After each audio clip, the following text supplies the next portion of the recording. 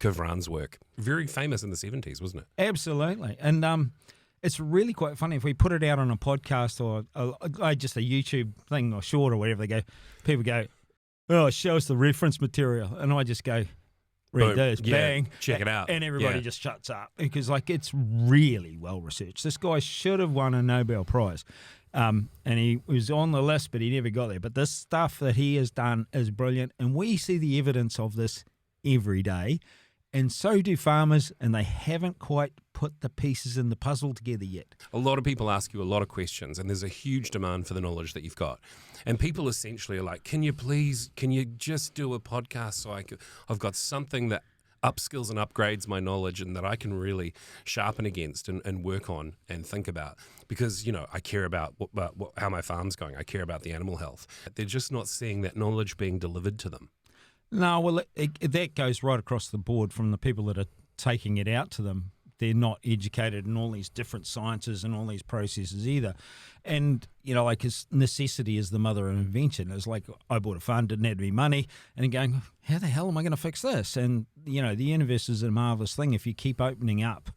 Well, how does that work? And how does this work? And then you're right. I mean, there's so many farmers wanting to ask questions or whatever.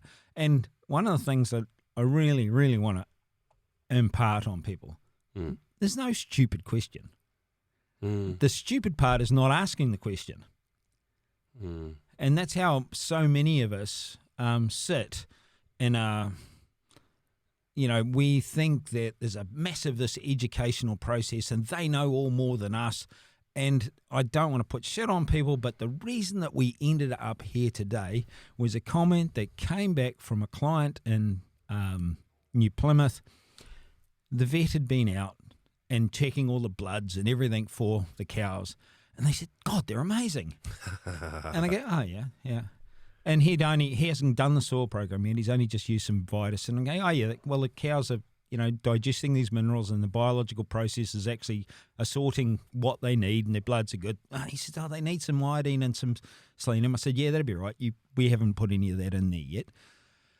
But the last, or close to the last question on this very long text that Paula was bouncing back and forth was, have you got enough magnesium on the soil? Have you pushed that to the max? And he goes, actually, I haven't put any on.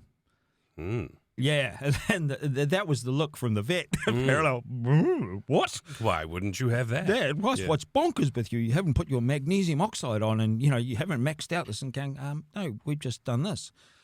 Now, this should be the starting point, or this should be an opening of minds, right? The vet is telling the farmer to put magnesium oxide on for a calcium deficiency.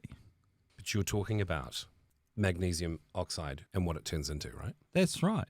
There's been no consciousness of understanding this is what is actually happening.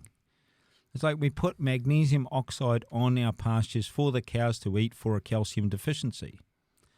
So when you go to Kervran's work, like the numbers that we've got here are actually the numbers that are listed on the periodic table, not their isotopes. And I will have to do a podcast on isotopes because people don't even understand what they are, and I didn't either. And this is what I think. People shouldn't think that they're dumb.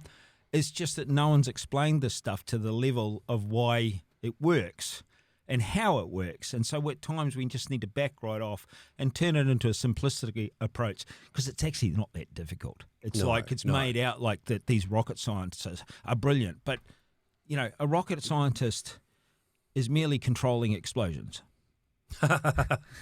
True. Okay. Good point. Okay. So every time you pull the 12 gauge out and go duck shooting, you're controlling another explosion. You're a rocket scientist, And what you've sent a projectile out there at a hell of a rate. So we got to be in context that, get it into real terms. It's just we're understanding the reaction between different elements. Elements change because of the isotopes, and all these things change. But we haven't given ourselves credit that our cows, the biology in the field, every part of it is a nuclear reactor. As a biological transmutation. So we have magnesium and oxygen, and instead of having mag oxide as two different elements stuck to each other as a chemical, it fuses and makes calcium. Right. Now, this ultimately, biological transmutation, it needs biology to do it. Right, got it. So it's really going to need, I guess an obvious one is the animals, but then there's going to be the microbes too. That's it. Like all rumination or digestion in the gut is undertaken by microbes. And this is how we get so far away from the craziness. Right. Like, I'm sort of seriously against the chemicals and all that sort of stuff. Yeah. Because they kill microbes. Right. Roundup. Okay. It's a registered antibiotic. Oh, glyphosate. Glyphosate. Okay. So it gets in the room and it kills and so if your cows aren't digesting the feed and putting out production, it's because you haven't got any microbes in there of adequate quality to actually digest the feed. I don't think most people realize it's registered as an antibiotic. Yes, it is. So there's all these consequences go down the track. And so what we've got is commercial science pointing the finger at organic farmers and regenerative farmers and that, going, oh, they're all just woo-woo science and all that sort of stuff. And I'm going,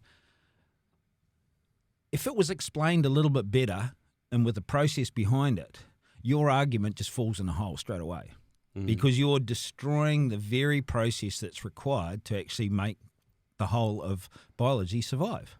Right. It's called nutrition. Right. And in humans, that's really obvious because, like, where they give humans huge doses of antibiotics, then they have to re-inoculate their gut biome to actually get them to survive again. So these things are being found out more and more all the time.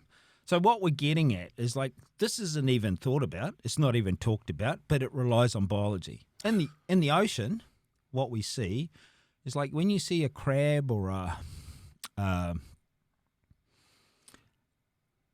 crayfish or a shell being built, right, the sea is full of magnesium.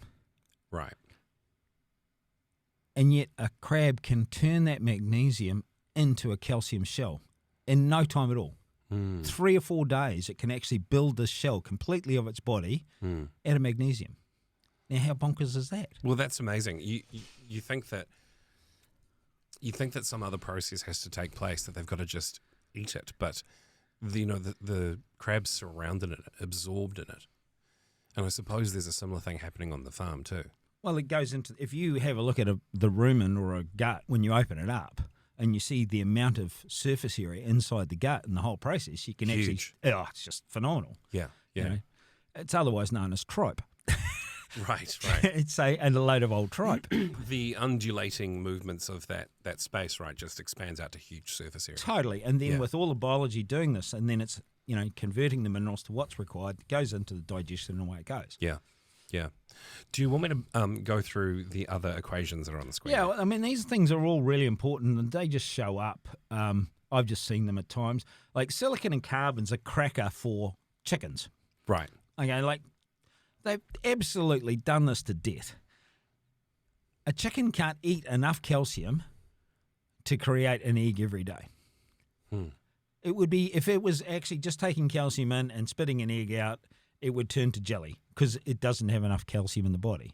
But what do chooks always do if they're outside? They're around there picking up stones, picking up silica, picking up area. Yeah. Add it with carbon, bang, you've got calcium. Bang. So there's the mechanism for a good old farm chook to have really solid eggs. And we sell chook sand.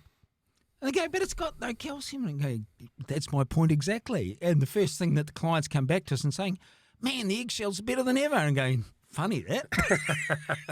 Yeah, right. So we're seeing another great example of transmutation taking place. Absolutely. Right. Yeah.